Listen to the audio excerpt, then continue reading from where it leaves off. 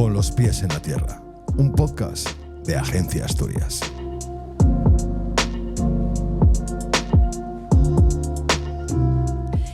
Hoy viajamos con los pies en la tierra al mundo de la época medieval, de los pergaminos, de la historia de parte de la historia de Asturias relacionada con la historia de España y casi la historia universal.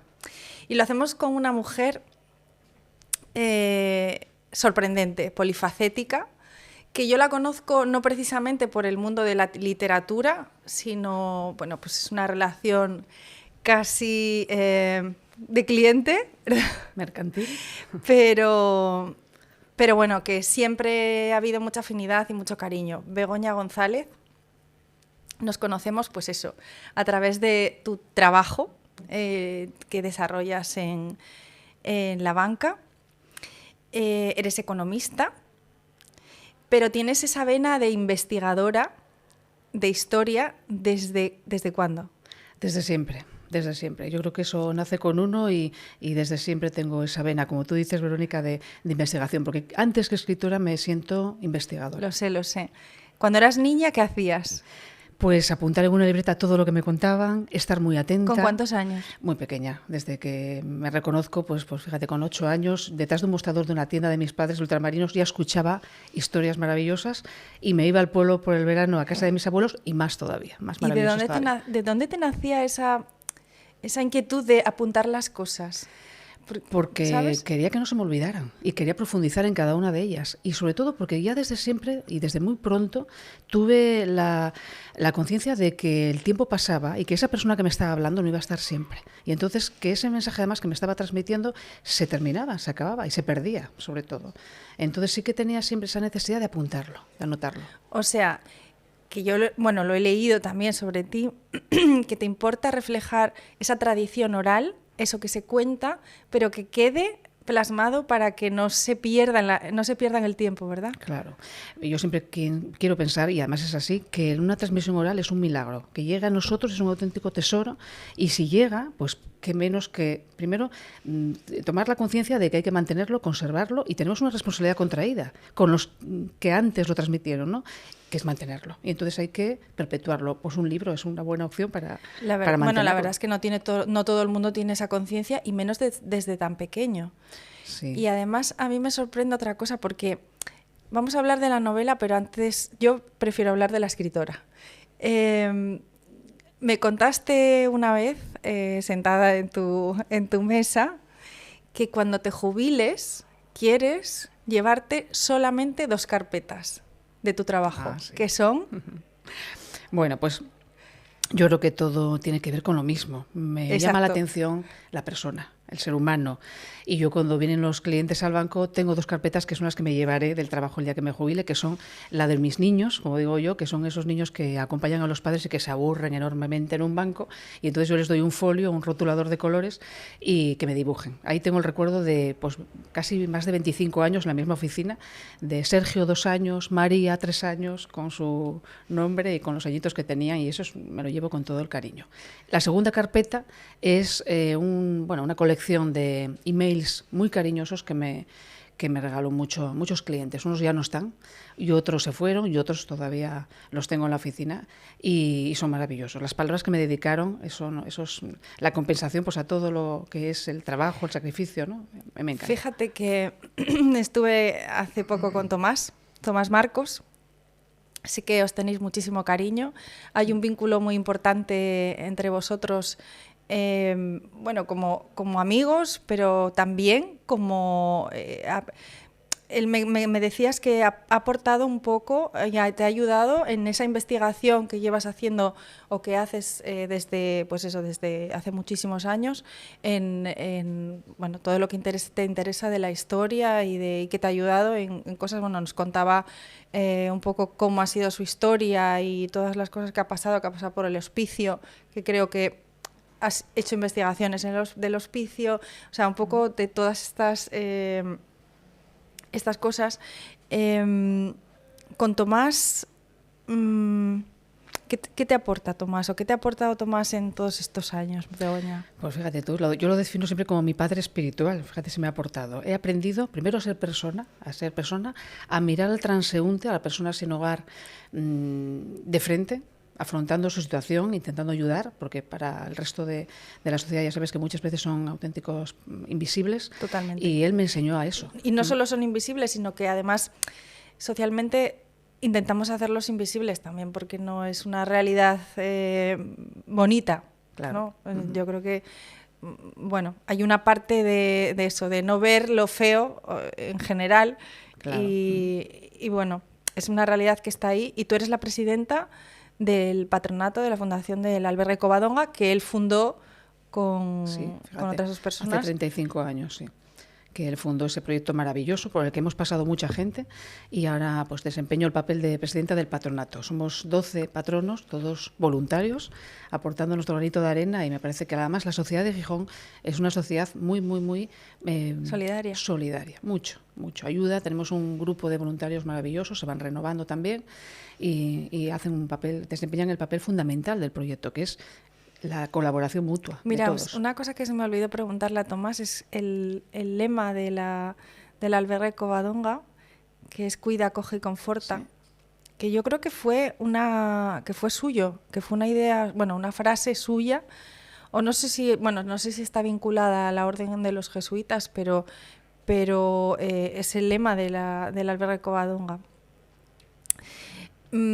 Esa parte de humanidad, esa sensibilidad que os une, y yo creo que es fundamental en vuestra relación, y que, bueno, o sea, conociendo a Tomás, si tienes un poco de sensibilidad, te tiene conquistado para el resto de tu vida.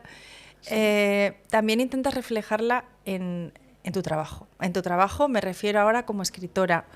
¿Cuál es la semilla de tu novela, de esta novela de la que vamos a hablar, del siglo?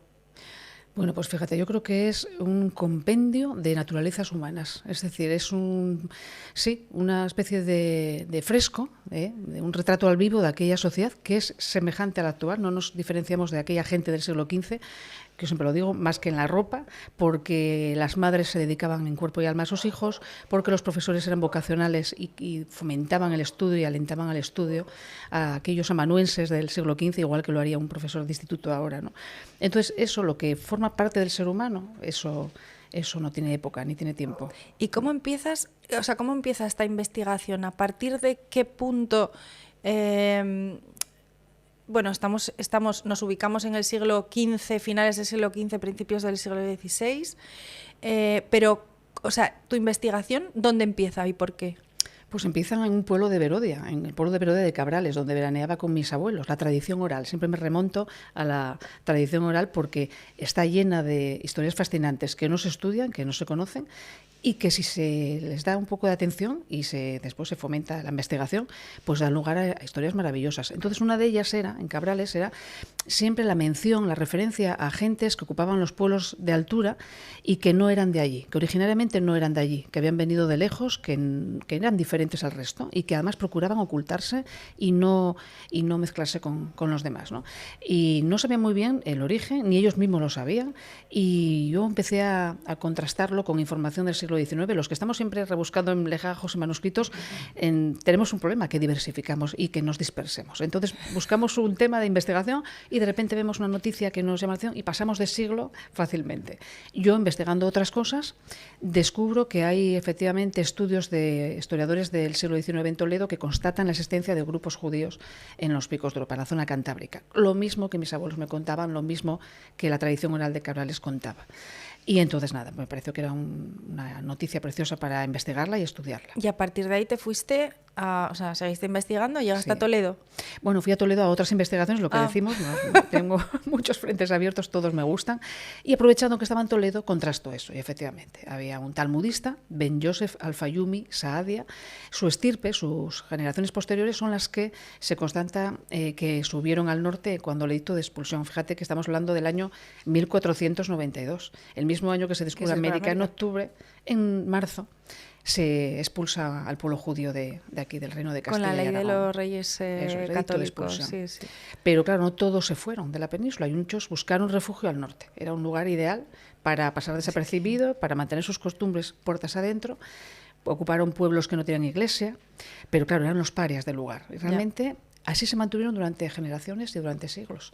Por eso actualmente las gentes les miraban con recelo, les miraban con distancia. Todavía persistía esa idea. ¿Actualmente dices? Claro, por eso siempre se les miraba no con rechazo, pero sí con desconfianza. Sí, desconfianza, y seguramente con la idea de que eran de otra raza, de otro origen diferente, y eso prevalecía por lo menos antes. Sí. ¿Y el nombre de El Siglo, de dónde sale? Pues mira, yo a base de investigar muchos años siempre me encontraba una frase, me llamaba la atención una frase que encontraba en la documentación antigua. Yo acudo siempre a las fuentes primarias, me gusta el manuscrito, me parece que no hay intermediarios entre el pasado y el que lo investiga, y me encanta eso.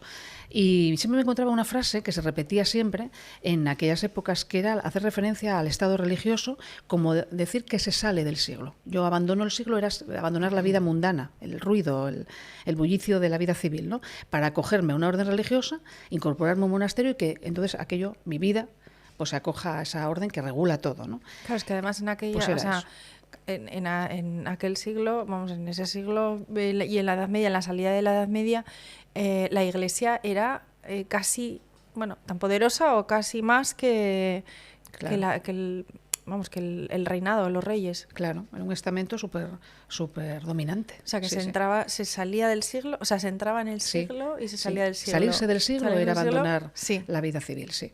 Entonces, pues era muy recurrente ese término, siempre se repetía, me llamó la curiosidad, digo, fíjate, cómo hacen referencia al siglo. Entonces me pareció que era el título pertinente para la novela.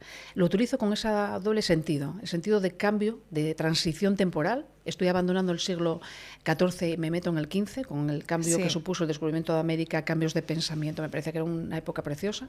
Todavía estamos saliendo del medievo, pero estamos entrando ya en la Edad Moderna. Entonces utilizaba el siglo en ese sentido, y a la vez me permitía hablar del estado religioso, ¿no? Tan dominante y sobre todo que marcaba tanto las vidas de muchas personas. ¿Quién es Emuna?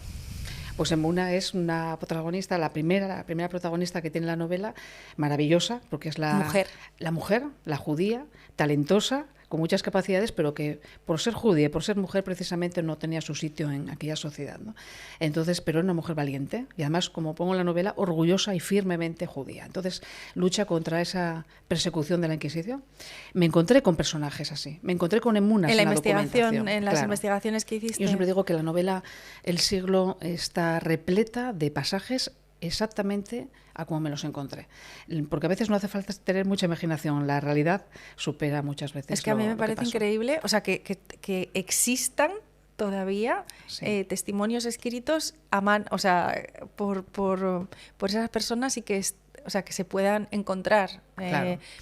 La verdad es que, si te digo la verdad, yo nunca fui amante de la historia en general. La verdad es que no tuve mucha suerte con los profesores que tuve en el colegio, entonces era como un poco rollo, ¿no?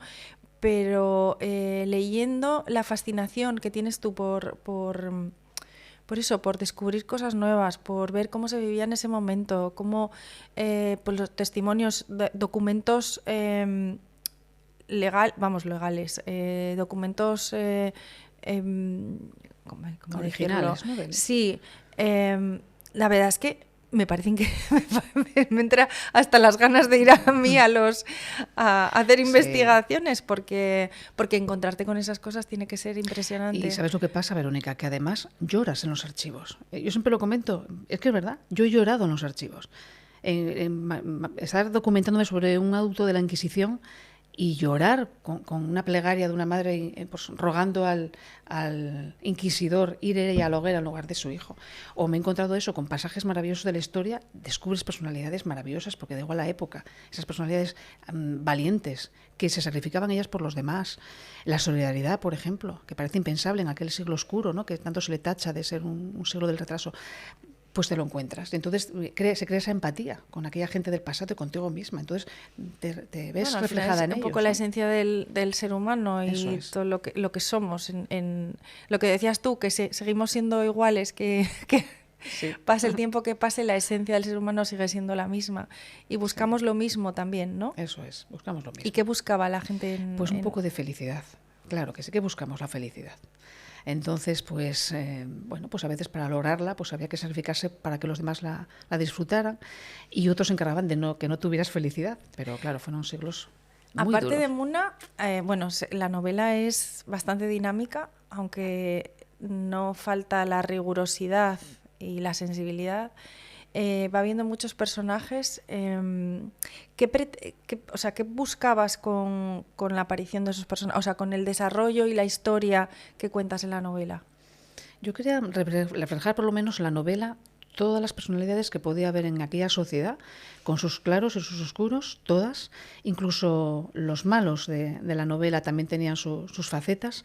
Y bueno, ver el reflejo de lo que era una sociedad, de lo que es ahora una sociedad, ¿no? Con todos los elementos. Y que además es curioso cómo todos dependían unos de otros, cómo era interdependiente aquella sociedad, ¿no? Donde, aunque había al villano que masacraba al campesino y al vasallo, le necesitaba, y de forma recíproca. Entonces, esa interdependencia de unos a otros, ¿no? Esa necesidad que tenemos de los demás, era un poco lo que yo quería otra poner cosa en que valor. me llama la atención es que normalmente cuando leemos la historia, lo que se refleja son los grandes personajes, los héroes, incluso dentro de los malos.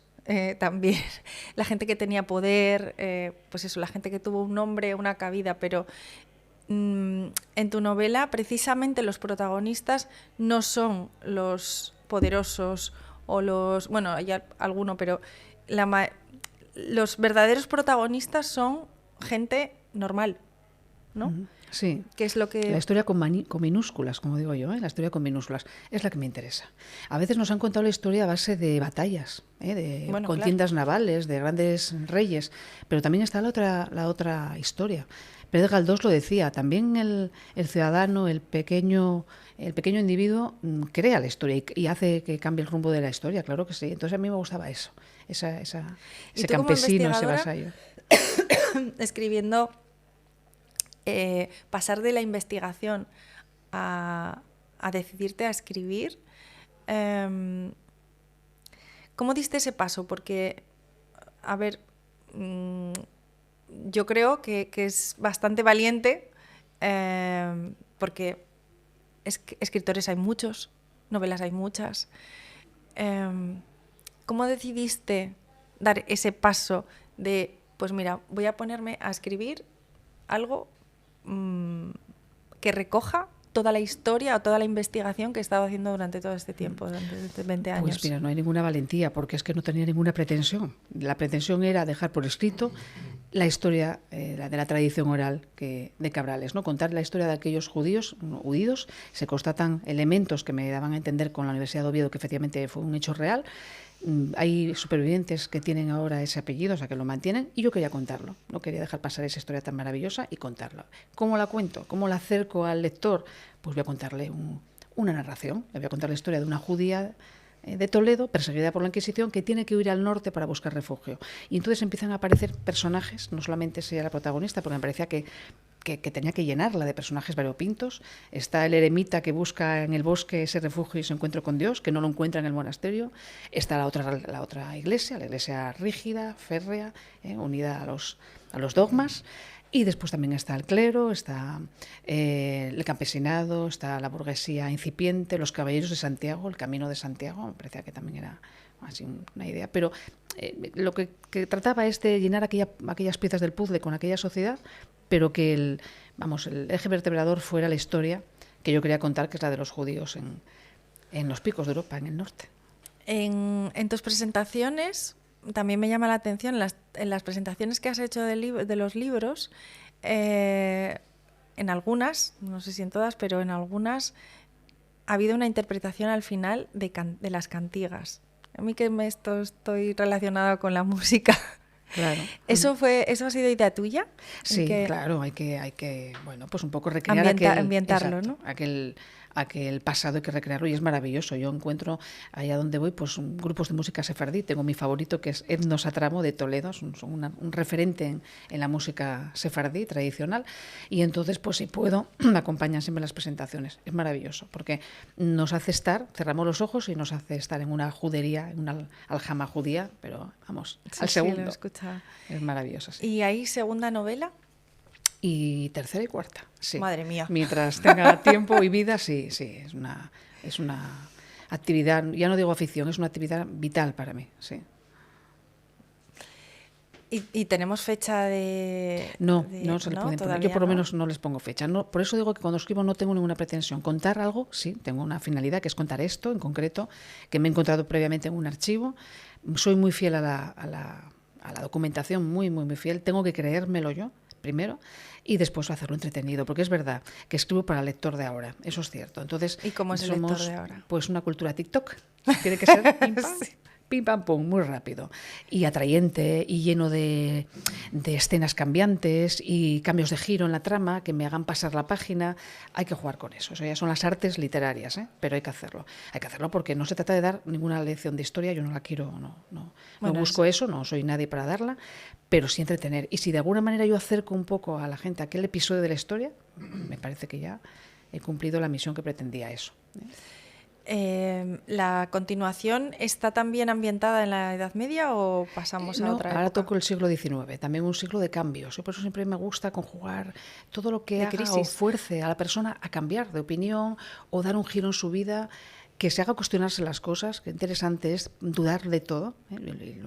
Lo pongo encima de la mesa ahora mismo porque todos deberíamos dudar todos los días de todo. El pensamiento crítico. Eso es. Y autocrítico. Sí, eso es lo que me estimula para la escritura. ¿Y el siglo XIX aquí en España? ¿O? Sí, el neoliberal. Bueno, también se nos va a Inglaterra en un incipiente feminismo que ya empieza a florecer por allí, y después convino también con la rebelión en la Nueva España, ¿no? Actualmente México, pero entonces se llamaba Nueva España, y aquel virreinato ya se empezaba a sublevar, y entonces ese cambio, aquellos españoles pero que ya no lo eran tanto y que la madre patria les quedaba ya muy lejos, ¿qué pasa con ellos, ¿no? Esos sentimientos encontrados, eso es lo que me gusta. Me contabas fuera de los micrófonos que formas parte de una asociación de escritores. ¿Qué te aporta estar en esa asociación? Como todas las asociaciones, hay que asociarse, hay que estar juntos a otras personas, los colectivos. Eso es un crecimiento personal enorme. A nivel afectivo, el primero. Y después que formas parte de un clan, de un grupo que os gusta lo mismo, que os nutrís unos de otros, que se crean afinidades y que siempre se está creciendo y aprendiendo, ¿no? Claro, es vital. Entonces la Asociación AEN de Escritores Noveles, que se forjó aquí además en Gijón, pues fíjate tú, es una asociación que ayuda en el camino al escritor novel, sobre todo el novel, el que empieza y no tiene ayuda de ningún tipo, claro. Pues muchísimas gracias, Begoña, por acompañarnos en nuestro podcast. Eres un referente para mí como mujer y como profesional. Gracias. Y bueno, estaremos esperando a leer tu siguiente, tu segunda, tu tercera y tu cuarta novela. Muy bien. Muchísimas gracias. A ti, Verónica. Gracias. Pues hasta aquí el episodio de hoy y nos vemos en la próxima parada.